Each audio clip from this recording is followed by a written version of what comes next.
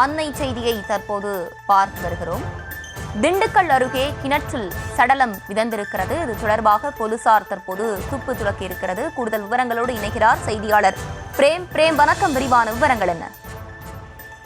தர்ஷினி, திண்டுக்கல் அருகே சென்னமநாயக்கன்பட்டி பகுதியில் உள்ள கணேசன் என்பவரின் தோட்டத்தில் 2 நாட்களுக்கு முன்னர் அவருடைய கிணற்றில் சுமார் 40 வயது மதிக்கத்தக்க ஆண் உடல், கை மற்றும் கால்கள் கட்டப்பட்டு வாயை துணியால் கட்டிய நிலையில் அழுகிய நிலையில் சடலம் ஒன்று கிடந்தது. இதனை அடுத்து சம்பவ இடத்திற்கு விரைந்து சென்ற தாடிக்கொம்பு போலீசார் அந்த நபரின் உடலை தீயணைப்பு துறையினர் உதவியுடன் மீட்டு உடல் கூறு ஆய்விற்காக திண்டுக்கல் அரசு மருத்துவக் கல்லூரி மருத்துவமனைக்கு அனுப்பி வைத்தனர். மேலும் இது குறித்து மாவட்ட எஸ்பி பிரதீப் உத்தரவின் பேரில் புறநகர் டிஎஸ்பி சிபி சாய் சௌந்தர்யன் மேற்பார்வையில் தாடிக்கொம்பு காவல் நிலைய போலீசார் அப்பகுதியில் உள்ள சிசிடிவி பதிவுகளை ஆய்வு செய்து தீவிர விசாரணை மேற்கொண்டனர்.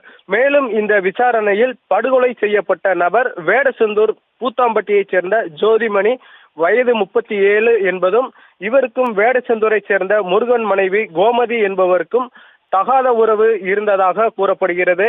இந்நிலையில் கோமதிக்கு ஸ்டாலின் என்பவருடன் உறவு ஏற்பட்டுள்ளதாகவும் இதற்கு ஜோதிமணி இடையூறாக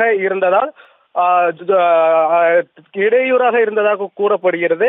இதனை அடுத்து சம்பந்தப்பட்ட நபரை கோமதி மற்றும் அவருடைய கூட்டாளிகள் 6 பேர் சேர்ந்து ஜோதிமணியை வீட்டிற்கு வரவழைத்து தூக்க மாத்திரை கலந்து கொடுத்து கொலை செய்து பின்னர் அவர் கை மற்றும் கால்களை கட்டி கிணற்றில் வீசி கொலை செய்தது தற்பொழுது போலீசாரின் விசாரணையில் தெரிய வந்துள்ளது.